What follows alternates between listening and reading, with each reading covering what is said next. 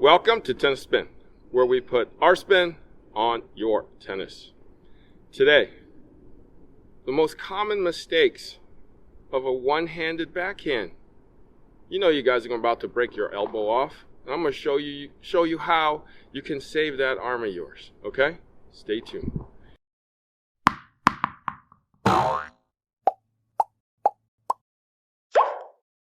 Alright guys, so I see you guys hitting all these wrong backhands, especially the one-hander, but today we're going to simplify the one-handed backhand for you in 3, maybe 4 easy steps, okay?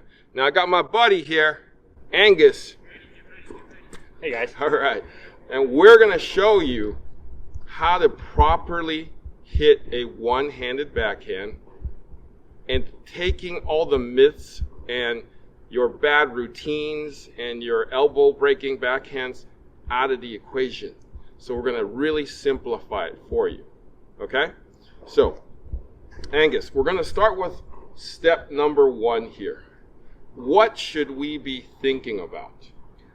The first step that I would think of when if I were to show somebody how to hit a one-handed backhand is get your body into position so that you are able to let your body uncoil and hit the ball naturally without exerting a whole lot of force. And to do that, first get yourself into a sort of a Y stance if you can, sort of like a martial artist. Because when you have a Y stance, you have a more solid of a base. It doesn't have to be extreme. Like shoulder width will be good. The next thing I want you to do is now focus on your upper body and actually pay more attention with your non-dominant hand. I'm right-handed, so I'll be using my left hand to, 1, hold on to my racket by the throat, and to do that, and I do that because I want to stabilize my racket and sort of guide it into the ball and then slowly let go. What I like to do is hold on to the throat of the racket until the racket is sort of in front of my body, and then let go, and then keep this arm sort of by your body for stability. For stability. There you go, Harry. Yeah, and then my backhand has my elbow sort of bent in the beginning and sort of lines up with my right knee. And also you always want to make sure that when you're hitting your backhand, your weight is forward. So all of your body weight should be in your front leg or front knee. So you're gonna use your non-dominant hand, guide it down towards your knee so then you can get underneath the ball for topspin, and then slowly let go of your non-dominant hand and then extend out. Contact point in front, okay? Contact point out here. Yeah. Okay, so actually we're going to freeze that a little bit. See, look at here, look at the knee. Weight is at the front now. We're all in on that ball now. We're out front here, okay? So everybody hits it back here, right? This is where you get tennis elbow. Hit it out here, okay? I know it's easier said than done, but we all have to at least try to do that. Yeah. Now, how do we simplify in 3 steps? Well, all right. So now I'm facing the court, right? Number 1, split step. I know we haven't talked about it yet, right, but that is so important. So you're gonna split step, and then as the ball is coming, you gotta judge. Do you want to take it early on the rise, or do you want to take a step back? So give yourself room to really crack the shot. Because, everyone knows that one of the biggest flaws of the one-handed backhand is high ball. And when that's coming, which is very often nowadays with the amount of topspin that people are using, you've got to decide, am I going to take it early, or am I going to take a step back, give myself room to really swing at it?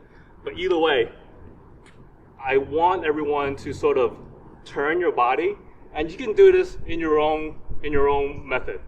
I generally just like to bring my right hip over, or if I'm rushed for time, just do this.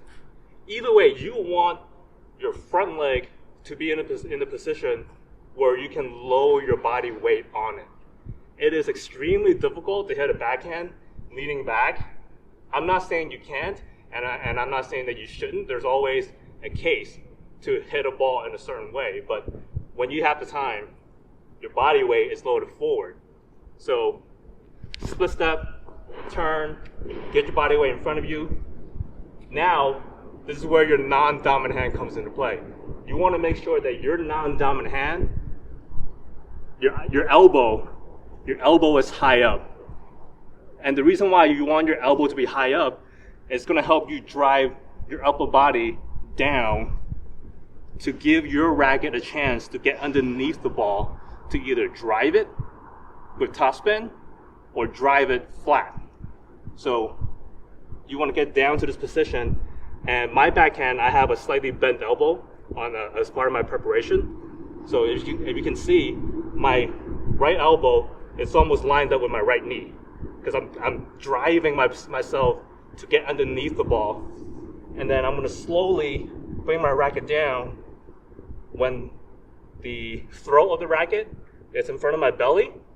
That's when I start to let go of my dominant hand and use it as a way to stabilize my stroke. Okay, freeze right here, actually. So this is where we get into trouble with tennis elbow. You see that he's still bent here. He will not be hyperextending this, okay? He will not be hyperextending this. He's about to drive through the ball now, okay? And it's still going to be bent, okay? It's still going to be bent. All the power is going to come from the shoulder turn, this hip, and into the legs. So it's legs, hip, shoulder, arms, through, okay? Through, like that. It comes from that motion, but it comes from legs first, that hip and that shoulder, plus this wrist and arm working kind of in unison, okay? Yeah. So, Angus, go for it. Yeah, and this whole time, my right shoulder, or your dominant shoulder, should be facing the opponent the whole time. So as you hit, when you follow through, I like to incorporate my left hip a little bit. Once again, I'm right-handed. So I like to bring my left hip over just a little bit with this slight turn to give it a little bit more power. And also, this slight turn helps me bring my left foot forward. So now I'm square with the court and I'm ready for the next shot.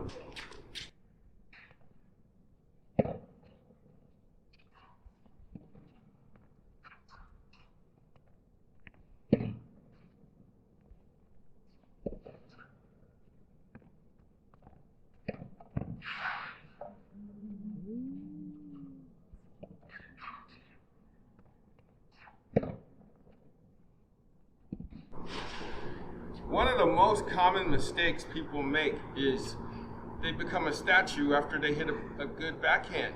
You know, you go boom, and you're eyeballing your backhand. Oh, I hit a good backhand. The other guy runs it down, boom, and oh crap, you know, and then you're like 2 steps, 3 steps late already. Okay, I'm guilty of that. Okay, I am guilty. I admire my own freaking backhand sometimes. Okay, now. Are you guilty too? I was. Okay. But how do we train ourselves to get out of that? You got to think about follow through is important in every shot. You got to think of a way to incorporate your follow through so that it gives you a chance while you're doing a follow through to get back into the middle of the court. And the way I do it, I mentioned my left hip earlier. The way I do it is I'm going to hit my backhand, and then as part of my follow through, I'm going to incorporate my left hip to swing. Number one, this gives me additional power because it's helping me turn my body so that this swing is not straight arm. It's not all arm. So if I incorporate my left hip and I sort of bring my chest forward as part of my follow through, this also gives me a chance for me to bring my left leg back around. So now I'm facing the court. So that's one thing. Second thing is, this plant motion, it gives me a chance to plant the ground and explode back To the center of the court. to the center of the court. Yeah. So let's show them a couple of those, okay? The recovery and back to the center. Go, go, go, go, go, go. Oh no. Go, go, go, go.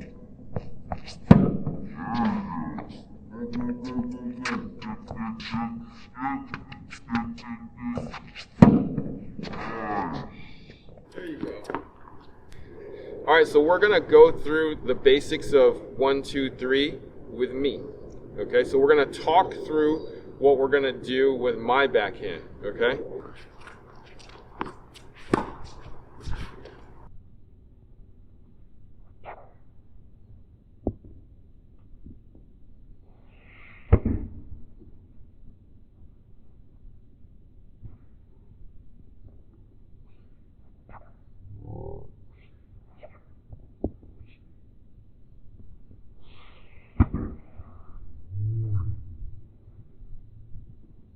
Just like that, guys. So we split step, turn, step, dip into it, and then come out of it. So not this, not this.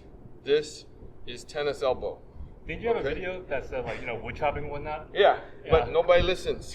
So I'm just telling you now, since this is my first one-handed backhand video, don't do this. Do not do this. I'm telling you for the 10th time now. Don't bend the elbow and hyperextend it. That is an orthopedist call after a little while. Okay? So keep it bent or keep it straight.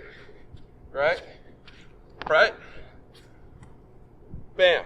It comes from the legs. It comes from the hip. It comes from the shoulder turn. Let it rip. Like what Angus said. Left hand, right? Split step. Pull, right? And then let it go. Okay? I'm going to give you a quick tip for the backhand, especially the one-handed backhand. Come on in, buddy. All right. When people get nervous on a one-handed backhand, they tend to, this becomes shorter and shorter. When this becomes shorter, it first goes into the net and then it starts going out because now you're pushing it. Okay, you're doing this deal now. If you're nervous, if you're unsure, pull it back further. Pull it back further and let it rip harder. It's going to look way better than you trying to bunt the ball back. Okay? Make sure you listen to that. Do you agree with that? I do agree with that. And like I usually just call that dinosaur arm. Right. swing. We start doing a freaking T-Rex deal. Okay? All right. Guys, I want to thank my man Angus for showing us the way. Most common mistakes with a one-handed backhand. Okay? Follow these steps and you will be on your way to a great one-handed backhand. Angus, are we on Instagram?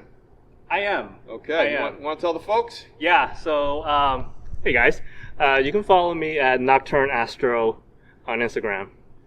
All right. Guys, thank you for watching Tennis Spin, where we put our spin on your tennis. Ready? Yeah.